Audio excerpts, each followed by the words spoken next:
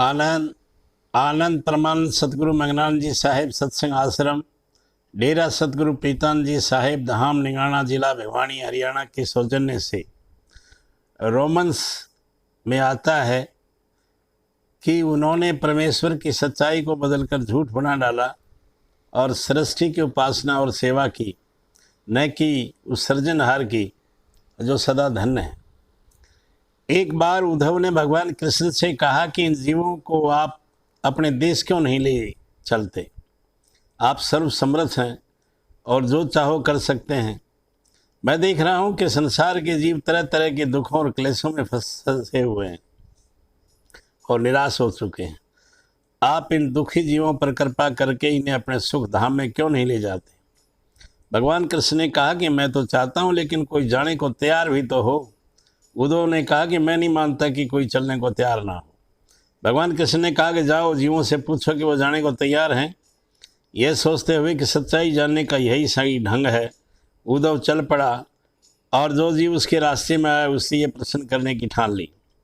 हुआ ऐसा कि चलते चलते सबसे पहले उसे एक सूअर मिला। सबसे निष्कर्ष योनि सूअर की है। उद्धव ने सूअर से पूछा कि क्या तुम मृत्युलोक छोड़कर बैकुंठ जाना चाहते हो? वहाँ बड़ी शांति है, बड़ा आनंद है, बड़ी रोशनी है। अगर तुम चाहो तो हम दोनों अभी चल पड़ते हैं। सूअर ने उद्धव से पूछा, क्या तुम्हारे बैकुंठ में बच्चे हैं? उद्धव ने कहा नहीं। सूअर ने फिर पूछा, क्या मुझे वहाँ खाने पीने के लिए स्वादिष्ट विष्ठा मिलेगी? उद्धव ने कहा कि नहीं, पर वहाँ दूसरी तरह की बहुत सी चीज़ें हैं जो तुम्हें बहुत अच्छी लगेंगी। सूअर बोला, मुझे इसमें शक है, क्योंकि विष्ठा से स्वादिष्ट और क्या हो सकता है, इसलिए मैं तुम्हारे बैकुंठ में नहीं जाना चाहता। मतलब तो यह है कि दुनिया को छोड़कर नाम की लगना बड़ा कठिन है। बिना भाग के दौलत नहीं मिलती। लोग विषय विकारों की ओर से मुंह मोड़ने को तैयार नहीं हैं। इनका भाग्य इनको सच्चा आनंद नहीं लेने देता। आनंद अंसारी ऑफ हैरात ने कहा है, जिस दिल में सब जीवों के लिए प्रेम और दया होती है उसमें विषय विकारों के लिए कोई स्थान नहीं होता। ए दोस्त, कभी किसी दिल को ठेस न पहुंचाना, किसी का दिल दुखाना प्रभु को भूल जाना है।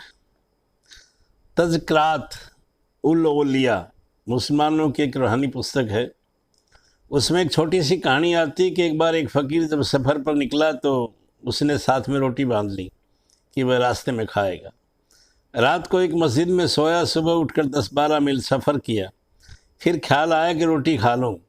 जब रोटी की गठरी खोली तो देखा कि रोटी चींटियों से भरी पड़ी। फ़कीर को बहुत दुख हुआ कि मैं इनको इतनी दूर ले आया हूँ, इस जगह इनका कोई घर बार नहीं, कोई अपनी माँ छोड़कर आई है, कोई अपना बाप छोड़कर आई है, कोई बच्चे छोड़कर आई है। ये सोचकर वह वापस चल पड़ा और 10-12 मील का सफ़र करके वापस उस मस्जिद में आया। रोटी झाड़ी और चींटियों से कहा कि जाओ अपने अपने घर को। मैं जब कत्लों गारत मारना काटना नहीं सिखाता बल्कि दया सिखाता है।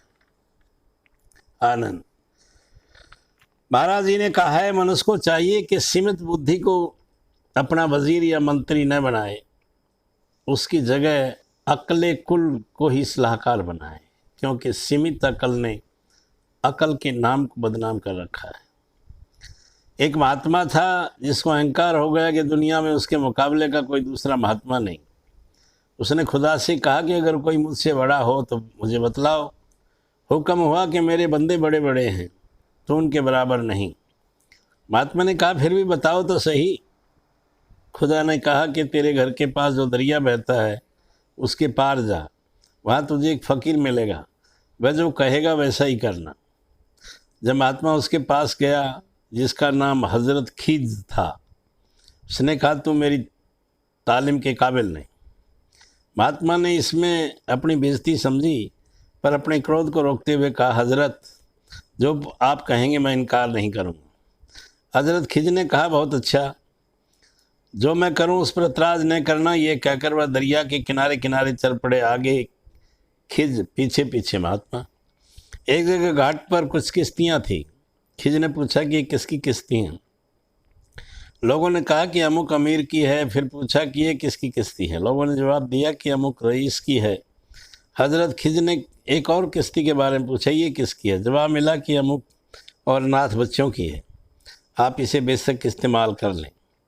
हजरत खिज ने लात मारकर उस किश्ती के कुछ तख्ते तोड़ दिए। महात्मा को खिज की इस व्यवहार पर बहुत गुस्सा आया। आपे से बाहर होते हुए महात्मा बोला, आप बेरहम और पागल हैं। आप अमीर आदमी की किश्ती तोड़ देते तो वह इसकी मरम्मत करवा सकता था, पर गरीब और अनाथ बच्चों की किश्ती तोड़ना तो बेरहमी का काम है, आपको ऐसा नहीं करना चाहिए था। खिज ने कहा, तुझे कहा था कि बोलना मत। महात्मा ने कहा, अच्छा भूल हुई, माफ़ कर दो। दोनों दरिया के किनारे किनारे चलते गए। करीब 1 मील चलने के बाद एक गांव आया जिसमें एक वीरान और आधा गिरा हुआ घर था। उसकी एक दीवार गिरी हुई थी। खिज ने कहा कि इस दीवार को बनाना है, मैं पानी ले आता हूँ और गारा बनाकर हम इस दीवार की मरम्मत कर देंगे। खैर गारा तैयार हो गया। सारे दिन में दीवार बनाते रहे। इधर शाम तक दीवार तैयार हो गई। अब उस सोने घर में किसी ने पानी के लिए भी नहीं पूछा। भूखे प्यासे थक कर सो गए। महात्मा कहने लगा कि आपका ये काम भी उल्टा है।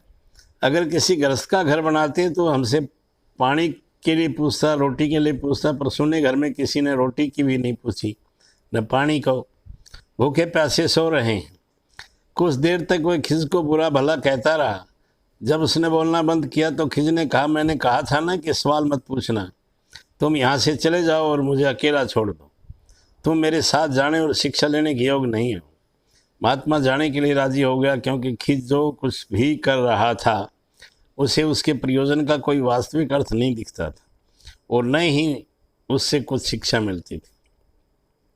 उसने खिज से कहा, हजरत मैं आपको छोड़कर जाने के लिए तैयार हूँ, पर इससे पहले कि मैं चला जाऊँ कृपया मुझे ये बताएं कि आपने ऐसे उल्टे कार्य क्यों किए। खिज ने कहा, सुन ले, किश्ती इसलिए तोड़ी कि एक बादशाह आ रहा है, उसके साथ उसकी फौज है, वह सब किश्तियाँ उसको पार ले जाएगा, सिर्फ वह टूटी हुई किश्ती छोड़ देगा। उस किश्ती का मालिक किश्ती की मरम्मत करके उसे बना लेगा और उसे पहले से ज़्यादा लाभ हो जाएगा। अगर एक ही किश्ती हो तो कितना फ़ायदा हो सकता है। जो दीवार बनाई है उसके बीच में खजाना है, जिसके मालिक के नाथ बच्चे हैं। जब वह जवान होंगे वह खजाना उन्हें मिलेगा। मुझे खुदा ने हुक्म दिया था कि इस दीवार को बना दो, कहीं ऐसा न हो कि उनके जवान होने तक के बिल्कुल गिर जाए और ख़जाना जाहिर हो जाए और लोग निकाल कर ले जाएं।